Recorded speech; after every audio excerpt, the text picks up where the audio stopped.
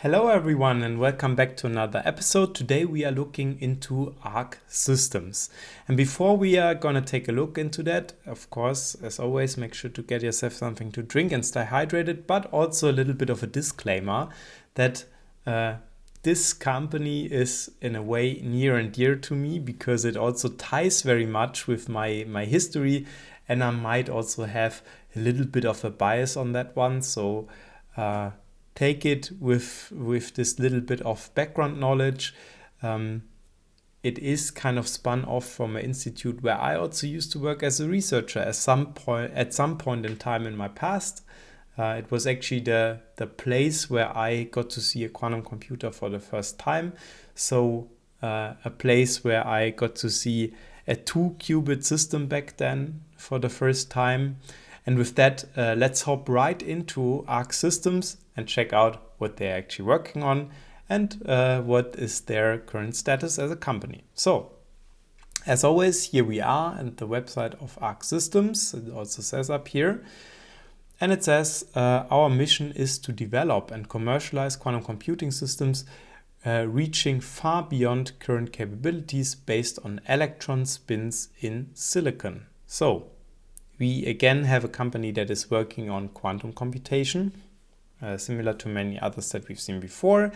The idea is to commercialize quantum computing systems. So it is a commercial company, and the idea is to use electron spins in silicon. So this is two things. Electron spins, we know that, for example, atoms, they are made out of a nucleus, and you have the electrons that are, let's say, negatively charged and in the shell of this nucleus, right? Now, silicon is the crystal that is being, for example, used to make all of the chips in today's computers. So your smartphone, the processor on your smartphone, the processor in your tablet, they are usually made out of silicon. This is kind of, let's say, the magic material.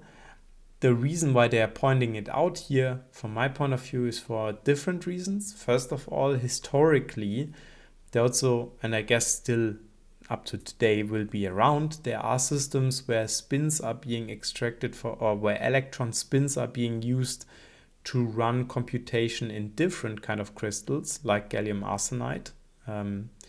But then also because silicon is something that we know is being used for this massive scale up that we've seen in the chip industry. So that kind of as a coining to that. It says our patented highly scalable qubit architecture addresses key challenges associated with the scale up required for broad quantum advantage on relevant real-world problems. And you can learn more if you click there. Arque System is a spin-off of the Yara Institute for Quantum Information of RWTH Aachen University and Research Center Jülich. The founders of Arque have decades of experience with semiconductor qubit technology. By the way, my experience in that lab is already more than 10 years ago. Crazy to think about it. I'm feeling like I'm getting old here.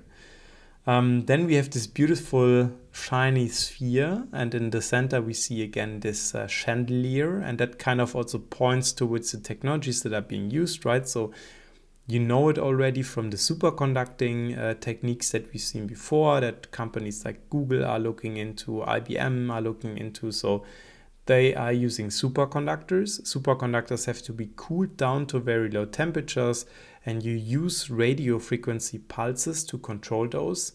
And what a surprise, these silicon ones here, they also have to be cooled down to very low temperatures. Hence you see this chandelier. And you also use radio frequency to manipulate them amongst also DC signals, which is why you see these radio signal lines going down here as well. Good. So Arque Systems' superior quantum chip technology delivers a super exponential performance boost. So not just exponential, it's super exponential. So how does that actually work? First of all, up to 1000 times better, so outstanding and robust qubit quality, excellent connectivity, high operation speed, and independent qubit control. Then 1000 up to 10 to the 5 higher qubit density. So technology overcomes limitations to reach high qubit densities on a single chip, enabling fault tolerance and quantum advantage. Quick note on that, right? So we are living in this day and age where we only have a couple of qubits today. And these are not even perfect qubits, but they are noisy qubits. So there's like noise, which is kind of causing decoherence. So they're losing information over time, and it's not so easy to fix that. And for that, a whole nother research branch has been developed in the let's say direction of creating fault tolerant qubit or error correction codes that make your qubits fault tolerant. Now, what it means is one qubit on your chip is not one fault tolerant qubit, but more like you need a couple of qubits which you kind of tie together to run this error correction algorithm. So if you, for example, have 100 physical qubits, you will not have 100 fault tolerant qubits. So you even have to create more and more qubits to now build something that can run this fault tolerance algorithm or this error correction algorithm, so that you can run fault tolerant algorithms on top of that, right? So that again takes away from the scale that we might have reached today, and that shows that it's even a bit further away, and it shows also that you need to scale up to an even higher number of qubits to reach some state where you can do useful stuff with a quantum computer. So you need something that massively scales, and this technology here is promising to do that because it basically sits on the shoulders of giants. It's using these massive scaling techniques that have been developed for semiconductors already. And that's why we see here this also higher qubit density, and that's why we see the fault tolerance and the quantum advantage. So quantum advantage referring to being able to do useful stuff with a quantum computer. Then it says economic platform advantage. So building on established semiconductor technology allows aggressive and cost-effective scaling for quantum integrated circuits. So again, like using the fabs that we have, using the fabs that are already out there for silicon production, and then kind of repurposing them to build quantum chips. And then unique integration, so compatibility with scalable on-chip cryogenic control electronics enables highly integrated systems. A lot of stuff also in that, right? So scalable on-chip cryogenic control electronics. So control electronics is what creates those pulses and so on that are being used to actually run the operations on a quantum chip. And usually in the past, those machines, those devices that would do this, they would sit somewhere in the lab, like big and clunky boxes that sit in the lab, and then you have to drive all of these cables into your chandelier, into your cryostat, and all the way down to this chip to then drive that, because usually the electronics is not made to be cooled down. But here it says cryogenic control electronics, so they have developed some techniques to actually build chips that can be placed in your cryostat. That way you are saving a lot of those lines, which otherwise you have to draw down. And I guess it also makes it, as it says also here, more scalable, right? We see a projected qubit count. So today it is somewhere between 1 and 10. This is an exponential scale, and it says, somewhere between 1 and 10. And now going into the future, 3 years, 4 years, 7 years, 10 years, you see this is rapidly scaling up. In the first 4 years, it goes to somewhere between 10 and 100. And then from 4 years to 10 years, it scales all the way up to 1 million of qubits. And I think here, this is probably physical qubits.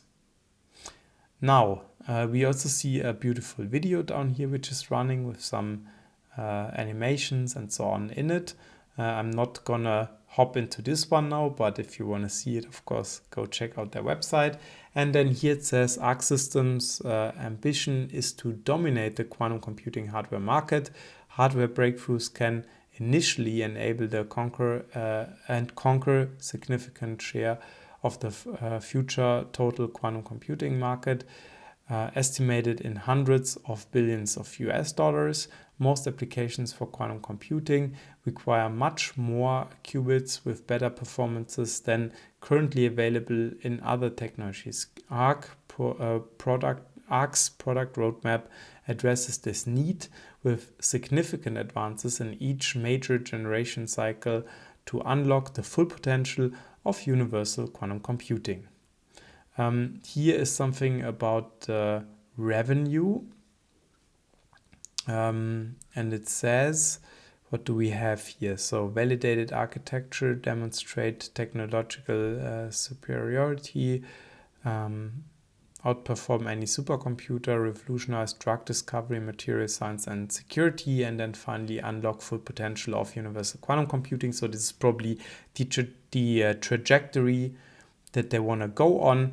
And you see also here for each of these stages how many qubits you would actually need to be able to perform this, right? So validate architecture you can do with 2 qubits in theory, right? You only need to show superposition and entanglement in a way. For that you only need 2 qubits technically. Demonstrate that it's actually a superior approach is then going to be 50.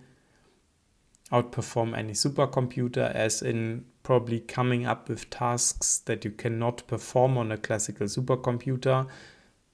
Not necessarily useful tasks, but tasks. This is in this middle area here, and then once it goes up to 10,000, you can actually do crazy stuff with it, like develop new drugs and material science and so on. Here it's going to rely on commercial electronics, and then starting from these 200 here, it will move to this on-chip cryo-electronics that we talked about before in the previous section. And then of course there's here a call to action to follow on LinkedIn and some information on the team as well. So the team of Arque Systems, the founding team of Arque Systems GmbH, comprised of Markus Becker, Henrik Blum, Wolfgang Meissner and Lars Schreiber, combines scientific excellence in fault-tolerant quantum architectures with in-depth hardware expertise for realizing qubits in silicon, alongside extensive management experience and entrepreneurial vision. With interdisciplinary expertise and over 20 years of experience in low-temperature quantum physics, the founders are driving the development of cutting-edge quantum technologies. Their scientific careers at prestigious universities such as Harvard University, Stanford University, and the University of Cambridge, along with their proven expertise in leading international large-scale projects and consulting, like McKinsey, highlight their unique blend of technological capability and strategic thinking. The founding team is further completed by a steadily growing group of experts in software development, qubit design, quantum architectures, and quantum error correction. This exceptional synergy of innovation, research, and practical application positions Arque Systems as a pioneer in developing scalable quantum technologies. Falling Waltz 2024 winner. Quick point on that. I mean, the text stands for itself, but I always like to see that, like, in these founding teams, or let's say in the core management team, however you want to call it, we've seen different descriptions about that. I always like to see that it is, let's say, a combination of different talents. So it is not only just a couple of scientists that came up with a cool idea, but it has a solid scientific foundation, but it also has this acumen towards generating or creating a business that then can sustainably also grow and reside on these developments, right? So commercialize this R&D effort, right? And then as per usual, you see here the call to action to join with the open positions, and again the shiny rotating sphere down here. The company is based in Aachen in Germany. And I think that's about everything that we can see on this website. So generally speaking, I mean, there's a lot of like call to actions, also links here to click and learn more, right? So I guess when we do that, you see these pop-ups here that explain even further in detail the different topics. And there's this video. I guess it's going to be interesting for you to check this out.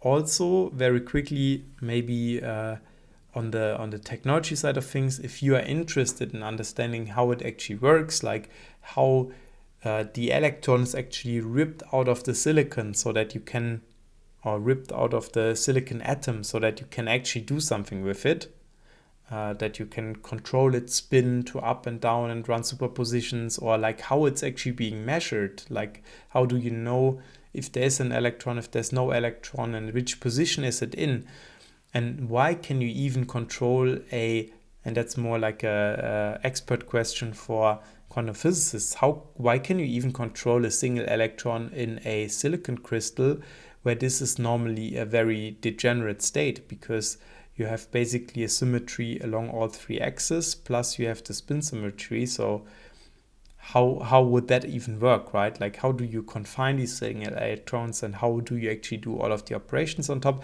If that's interesting to you, let me know down in the comments below, and we can do a little breakout session on that topic in particular. With that, I would like to close today's video. If you found it interesting, as per usual, make sure to subscribe to this channel to not miss out on the next one, which is again going to be on a very interesting company from the space of quantum technology. And with that, as always, stay hydrated and see you in the next one. Bye bye.